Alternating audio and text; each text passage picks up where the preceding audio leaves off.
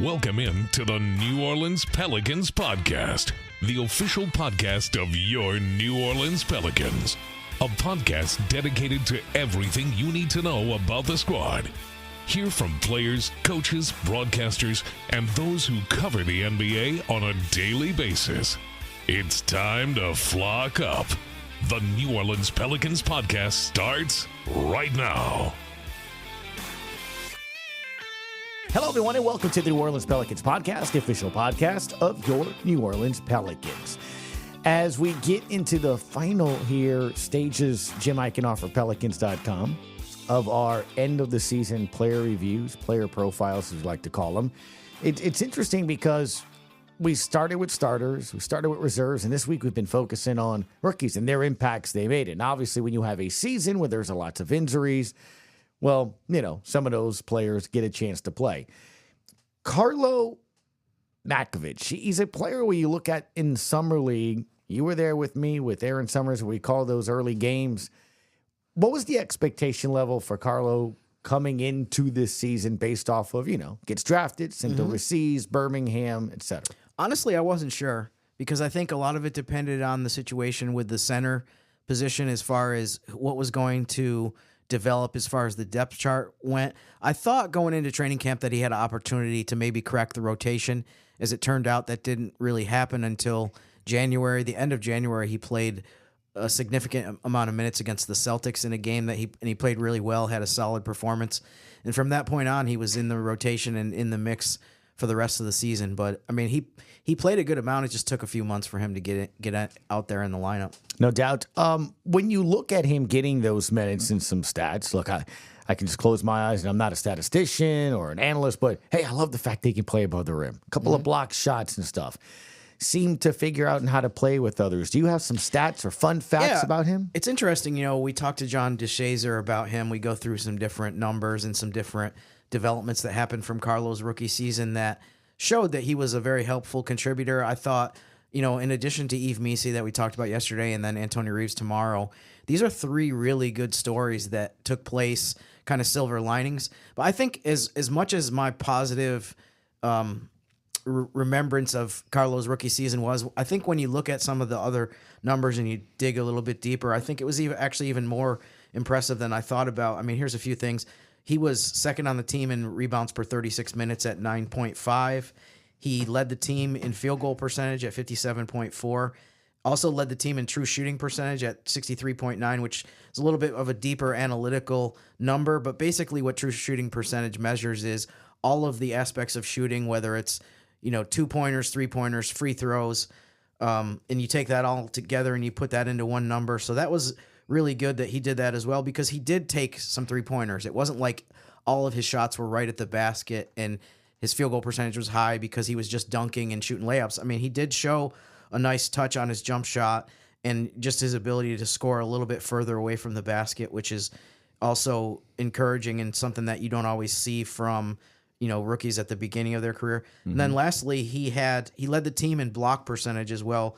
He blocked 5% of the 2-point shots by opponents in the minutes that he was on the floor. So, I mean, we talked about Yves Missi being really impressive in shot blocking, but Karlo in a lot of ways was right in that range as far as just the amount of time that he was on the floor, how much he was able to block shots and just be kind of a rim protector. Well, John DeShazier, as you mentioned, radio analyst for the Pelicans Radio Network, sits in with us now to kind of go over some of the things that stood out to him. Here's the conversation. All right, we welcome back Mr. John DeShazier, Karlo Matković, as we continue our player profiles. My dude. So let's go almost a year ago. Jim Eichenhofer, you and I and Aaron Summers were in Vegas, Summer League. Lots of attention, obviously, for Jordan Hawkins, what we want to see him sort of do. Do you remember, as we started the games, on what you thought or what you wanted to see from Karlo Matković then? Yeah, I mean, that actually wasn't even the first Summer League that he's played for the Pelicans. Right? So I was just looking forward to him making another step in his progression. And I forget who the opponent was. It doesn't really matter that much to this discussion. But he had one game where he had almost 30 points and just did everything. And it was one of those moments where I was like, I really like what I see. And even if it's Summer League competition, you could see some of the things that he's added to his game. As you got ready for the upcoming season, I mean, look, DeJounte Murray gets traded for the Pels. Where was your idea a guy like a Karlo Matković, where there were a lot of fans, kind of expecting and wanting Karlo crazy. Yeah, Well, they were going crazy off that summer league game that Jim's talking about. And see, and the reason I don't judge a whole lot off summer league is because summer league is kind of sort of like prison ball. I mean, those dudes are out there killing each other. And I mean, you get 10 fouls. Yeah, you don't foul. I mean, you basically don't foul out. Though. And I mean, so those guys are out there just, and especially if it's a guy who is a draft pick playing against guys who are free agents or whatever. Mm-hmm. And those guys really go after draft picks like hard. And so I don't judge a lot off of it. Now, what I will say about that that summer league game of lore is that you saw a lot of athleticism with him. And you saw some things that, he looked twitchy. Mm-hmm. And so that's the kind of stuff you look at and you say, you know what? He can probably play in the NBA in the right situation. Now, you got, everything's about opportunity.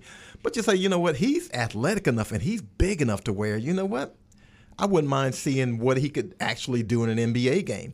And so that's where you start building the enthusiasm from, because it's like, okay, you got a 6'10" dude who's got some bounce and – I don't even know if he can consistently shoot, but he's got some bounce to him and some athleticism, and that's something you can work with. I should add, too, that, I mean, part of what I saw from that game, that one performance, he had 28, 29 points.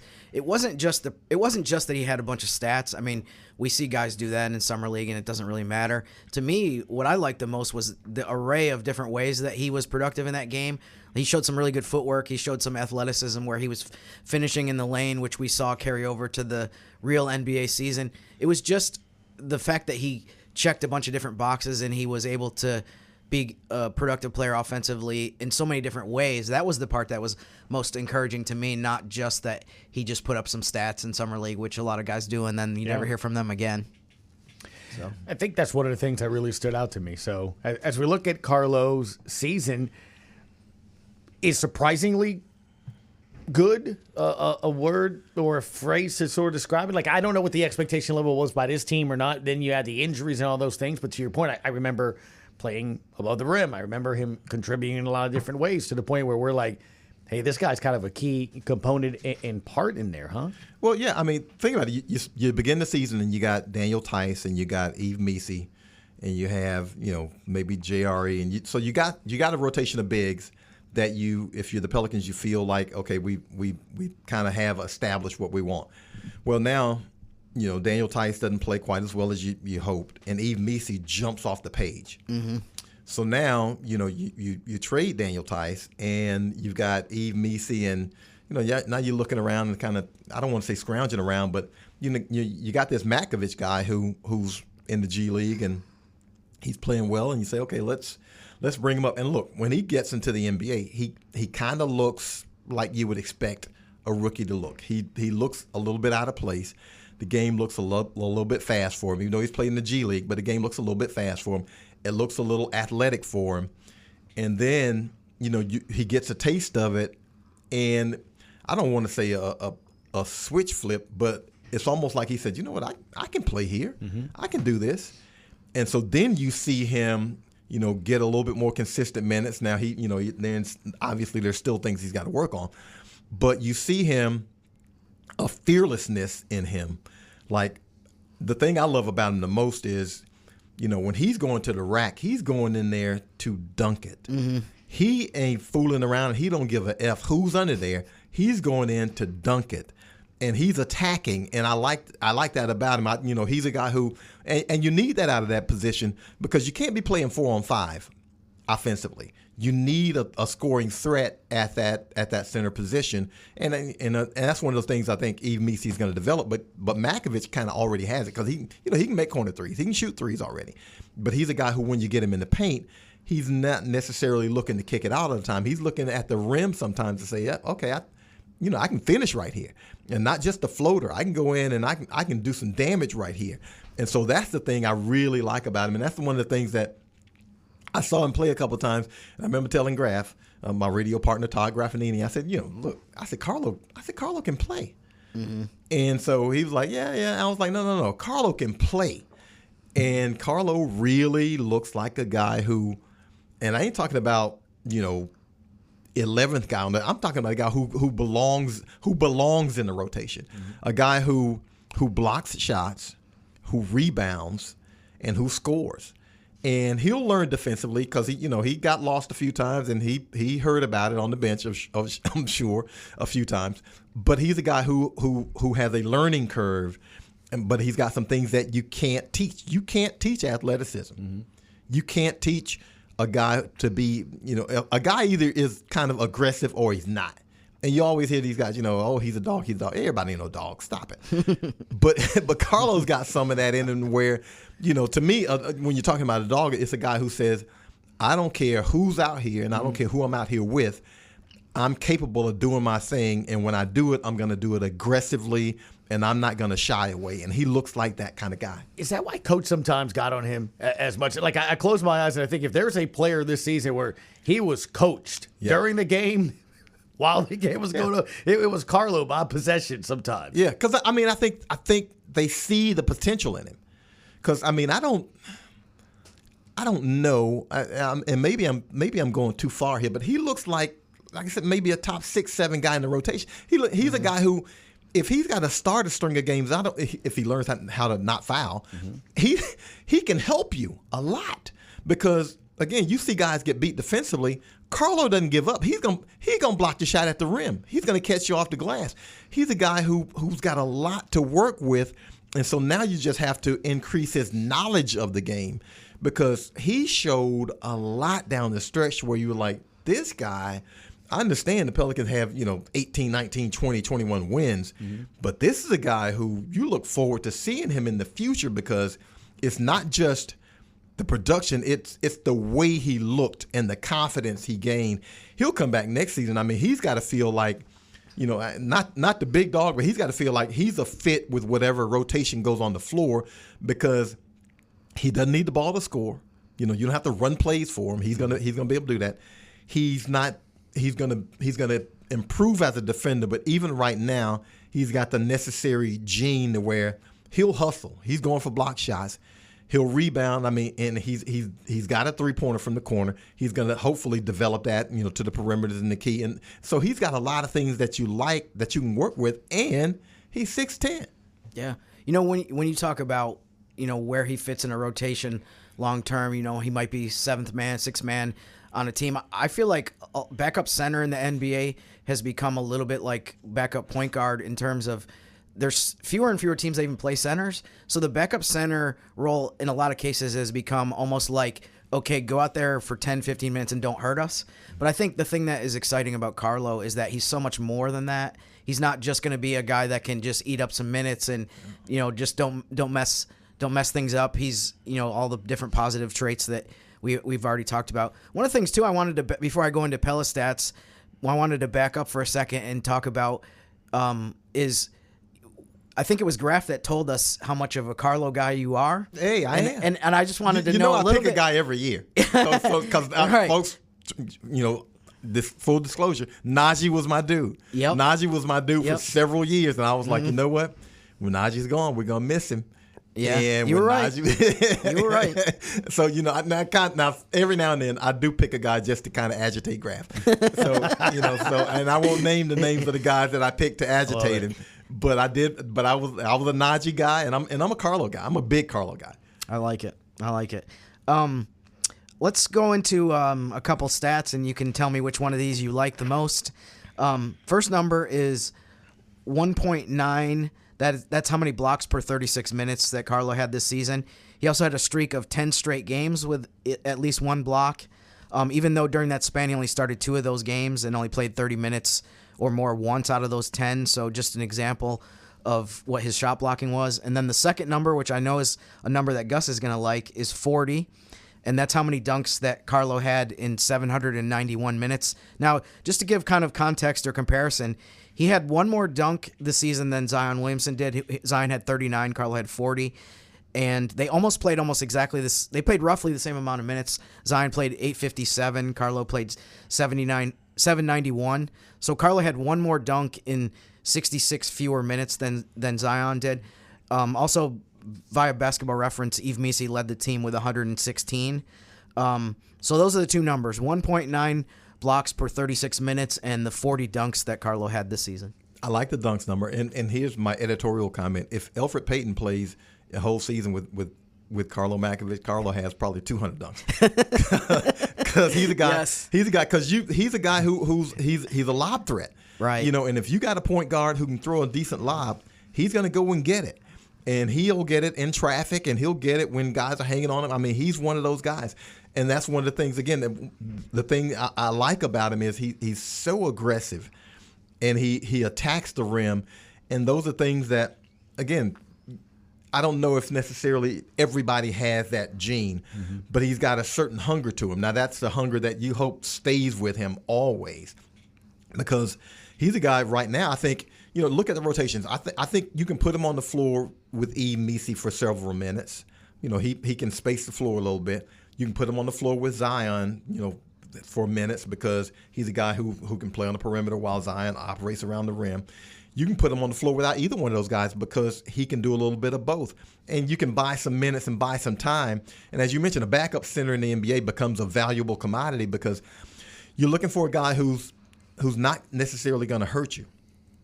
And in a lot of instances, I think Karlo helps you, not just doesn't hurt you, but he helps you in those situations, because when he's playing against somebody who's not a frontline opponent from the other team, he can really create some havoc. He's a guy who, you look around and he's hanging on the rim 3-4 times, and it's like, oh, okay. And now you did mention the blocks, and the thing about that is a lot of those were not his guy. Yeah, he's helping. Yeah, he's helping, and he's catching guys who are that's the situation where you say, okay, my teammate needs me to help, and he's rotating, and I love to see that, because guys aren't just saying, okay, that's not my responsibility. He got beat, and that's his responsibility, and we give up a layup. And Karlo's saying, no, my responsibility is I'm supposed to protect the rim. Now, I got to trust that my teammates are going to look out for me once I rotate over, but I'm going to rotate over and I'm going to help. And so a lot of times in this league, you see guys who, he didn't rotate over because he didn't want to leave his guy. Well, you know what? I understand who you guys, but you're giving up a layup. You got to rotate. You can't just say, well, I'm guarding my guy. Well, no. Your responsibility changes when you see that opening. And so now you got to be willing to help, and you got to be willing to cover your teammates behind, because that's your responsibility as a big. And so I like that part about him, but I love that he gets to the rim and he's dunking. And I mean, that's a stat I did not know, that he had one more dunk than Zion in less minutes. And of course, again, he's a guy who, when he sets the pick, you can look for him to roll to the rim. You can just throw it up high, and he's athletic enough to where he can go get him. I mean, it's not just, it doesn't have to be perfect. He ain't me where you got to just throw it. He can go and get it up, up somewhere in the square, and I love that about him. What do you think is the thing or couple things that you want to see from him kind of next season when we get into training camp and in the beginning of the season? Or what are certain things that you want to see him improve the most? Is it just the cutting down on the fouling? Is it just the 3-point shooting? What do you think is the thing that you would kind of target? Yeah, he's going to have to learn how to defend without fouling, because he'll learn that, or we're learning that he's pretty valuable, so he needs to be on the floor.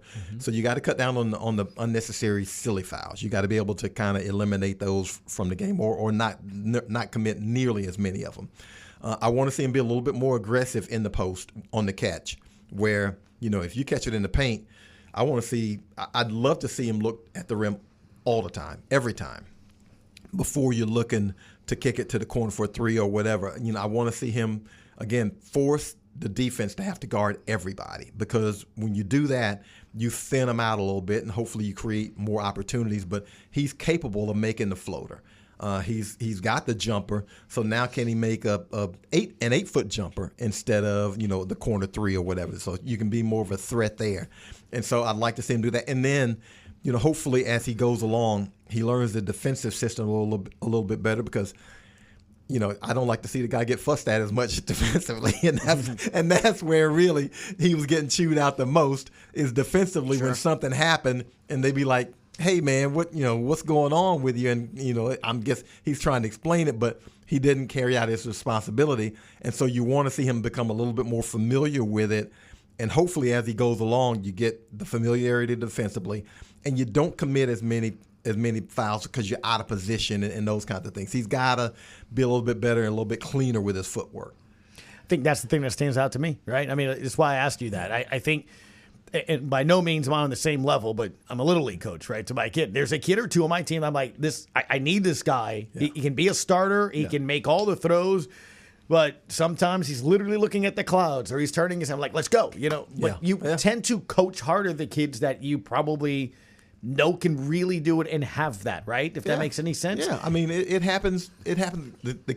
The kids who have the most ability are the ones generally, and that's most sports, that you probably are hardest on, or maybe should be hardest on, because there's something. The most out of it, there's something there that you see and you say, okay, this can be developed. Now, not every kid is on that level.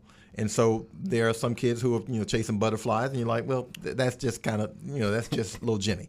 That's who he is. That's what he is. And, hey, we'll live with that. But if you got little Johnny who looks like he can be a star, you're like, hey, man, I need you to pay attention because I'm going to need you to help out when Jimmy's out here chasing butterflies. I need you to go chase down the ball. So, it's one of those situations where, you look at Karlo and you're saying, man, Coach Green's being kind of hard on him, but then you're like, okay, you're hard on him because there are expectations, because you see something in him that is worth coaching up and worth, holding him accountable to, because you want to see him eliminate those mistakes. And once he eliminates those mistakes, his effectiveness will jump more and more and more. Well, there's two things as we wrap up here that stand out to me that I'm excited about next year that he's got going for him. Jim and I had a chance to talk to him for the podcast on a one-on-one. I think he is motivated and hungry, right? He talked about his opportunity and chance out of his country to come play in the NBA. So that's going to help him. The other, we heard Joe Dumars flat out saying, if you don't have bigs, and I think he even said it on his own podcast, it'll be a layup line. So you have somebody now in charge of the team that values what you just said, blocking shots, being there, and being a deterrent in the paint. But it also goes back to why they were coaching him so much. So I think he's got a spot here. Yeah. He's got an opportunity to really do well, because you got those two things going for him. And the beauty is he got a really, really good taste of it this past season. So now he understands, what it is I need to do and how I need to do it. But more than that, you taste some success along the way too. So you see, okay, again, like I said, I don't know if a switch flipped or what, but he was like, you could see almost where he was like, I can play in this league, and I can not just play and not just have minutes, but I can be effective in those minutes. I can score, I can rebound, I can block shots, and I can do it at a level that's pretty high. And now you see him get, a little bit more minutes down the stretch, and you expand out and you say, okay, this is a guy again. He, maybe he doesn't start, but boy, you know what? He can play 22, 23 minutes, if you're flipping back and forth between center and power forward. He can give you some minutes, and he can give you some valuable minutes, and he can play something. I mean, he can really play the game. All right, John DeShazier, analyst for the Pelicans Radio Network. As always, appreciate the time, sir. And before you know it, we'll be talking lottery, draft, and training camp. Absolutely. Right around the corner. Training camp, Australia. Exactly. And for you, football, too. Very busy summer and spring here as well. Thank you, man. Appreciate your time. Thanks, guys. Thanks, JD. Thanks, as always, to JD, who has so much fun doing those calls. And, Jim, like I said, it's a season that stunk, right? I mean, you would have liked it to have gone a certain way, but there were some moments, man, I can still hear John's voice and Graf's voice, too, something that Karlo did that does get you excited. And this isn't us trying to, read a script, hey, make sure we talk positively. No, I mean, those were legit things, right? And I think when you look at a player like him, is it fair to say part of that early evaluation is, are you an NBA player, right?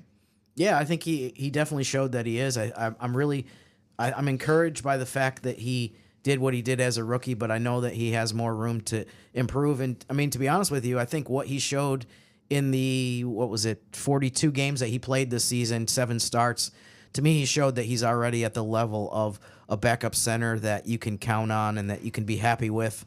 But now it's about, in his second season going forward, just making more improvements and making more strides so that he becomes, I think he has a chance to become one of the better backup front court players in the league if he keeps developing. All right, Jim Eichenhofer, as we record this Wednesday podcast here on May 7th, I got to tell you, Have you been losing a little sleep, having to stay up late and watch all of these playoff games? I'll tell you, it's been nice though because the home teams have been in Central Time, so we haven't had as many 9 o'clock starts. The games have been ended a little bit earlier, but yeah, I mean it's been awesome so far. The second round has been incredible.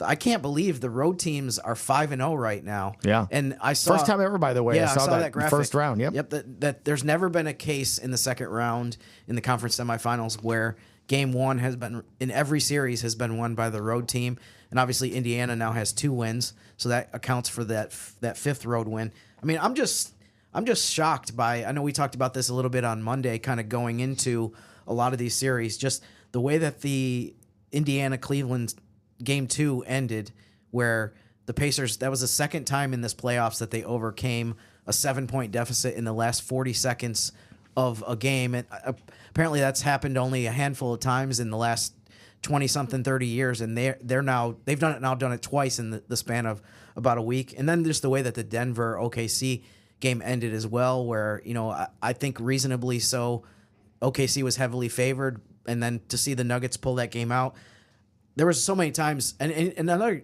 Knicks Celtics too, and then Nuggets OKC. Both of those games, there were so many times where I was like, the Knicks have no chance. This game's over. Right. And then the Nuggets, this game's over. The Nuggets have no chance, and they both ended up coming back to win. And then the same thing with the Pacers game on Tuesday, where it's like, they're done. There's no way they can pull this out. So I mean, it's been stunning what's happened so far.